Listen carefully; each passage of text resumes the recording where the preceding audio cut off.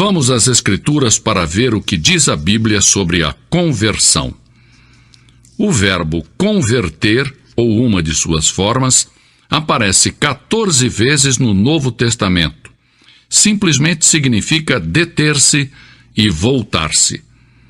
A ideia de voltar-se é básica nesta palavra. Às vezes, um indivíduo se volta por si mesmo, e em outras ocasiões, fazem-no girar. Essa palavra foi usada por Pedro em Atos 3,19, quando advertiu o povo: arrependei-vos, convertei-vos. Assim, a conversão é a mudança voluntária de opinião de um pecador quando se afasta por um lado do pecado e por outro se volta para Jesus Cristo. A conversão é o lado humano da tremenda transformação que se produz através do novo nascimento, regeneração por obra de Deus. É simplesmente a volta do ser humano passando do pecado para o lado de Cristo. As Escrituras ensinam que Deus faz as pessoas voltarem-se para Ele, mas as Escrituras exortam também as pessoas para que elas mesmas voltem-se para Deus. Deus se apresenta como autor de um novo coração e de um novo espírito.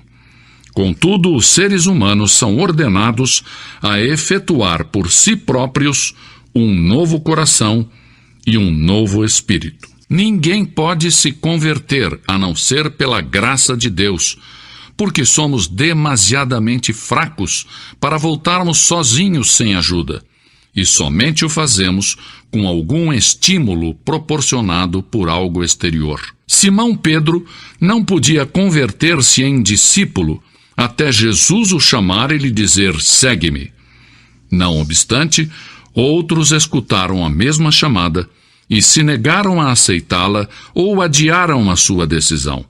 Um disse: Senhor, deixa-me ir primeiro enterrar o meu pai. O outro disse: deixa-me despedir-me daqueles da minha casa. Esses homens recusaram a chamada de Cristo. Esta combinação de chamada divina e responsabilidade humana de aceitar ou não a graça de Deus se encontra presente em toda a Bíblia e caracteriza todos os pactos de Deus com os seres humanos. A Bíblia nos faz enfrentar a independência moral do ser humano e a sua dependência espiritual de Deus. Na frase pitoresca de Salmos 18:29, Davi nos diz: e com o meu Deus saltarei os muros.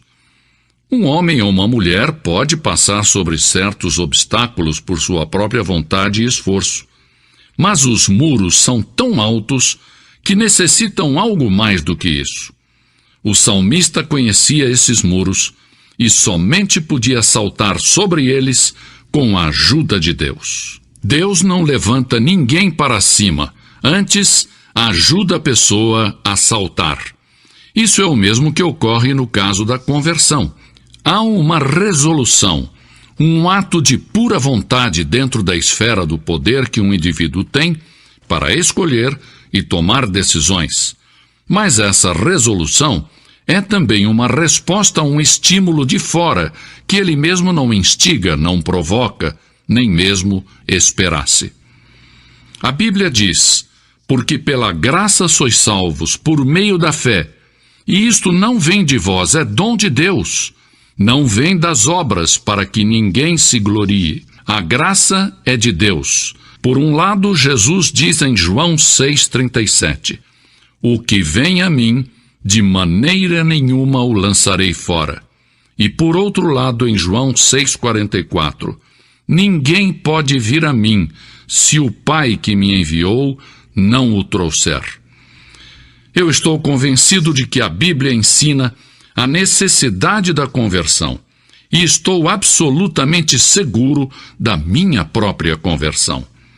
Também estou convencido da certeza da conversão de milhares de pessoas em muitas partes do mundo.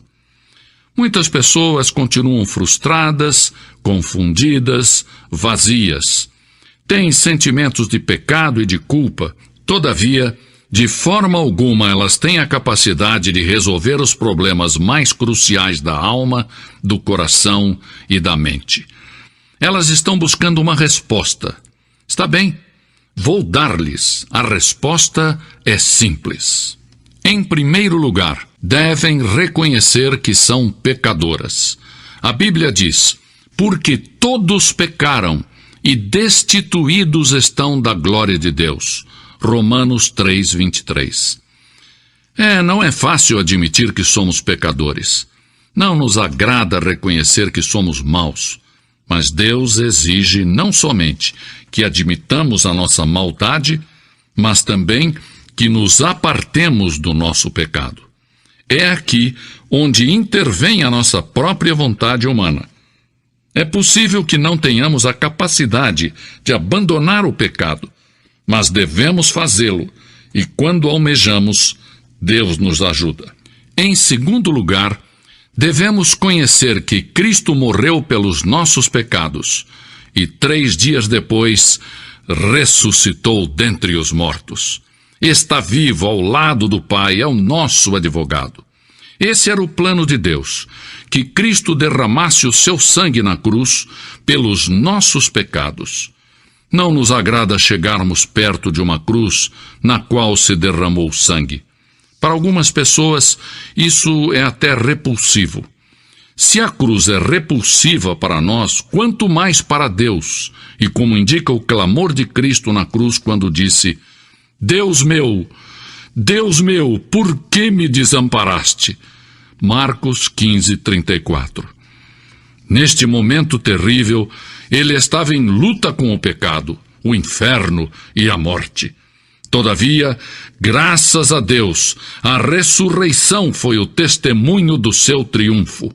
A cruz e o túmulo estão vazios, porque Cristo está vivo, é capaz de salvar perpetuamente, como diz em Hebreus 7:25, a quem deposita a sua confiança em Jesus. Em terceiro e último lugar, Deus exige que recebamos a seu Filho por fé. Mas a todos quantos o receberam, aos que creram no seu nome, deu-lhes o poder de se tornarem filhos de Deus. João 1:12. Trata-se de um ato simples de fé. Jesus disse: em verdade vos digo, que se não vos converterdes e não vos fizerdes como crianças, de modo algum entrareis no reino dos céus. Mateus 18:3. No momento em que as pessoas recebem a Cristo mediante o arrependimento e a fé, se produz a regeneração e logo se convertem em novas criaturas em Cristo. As Escrituras assinalam que as coisas velhas já passaram e tudo se fez novo.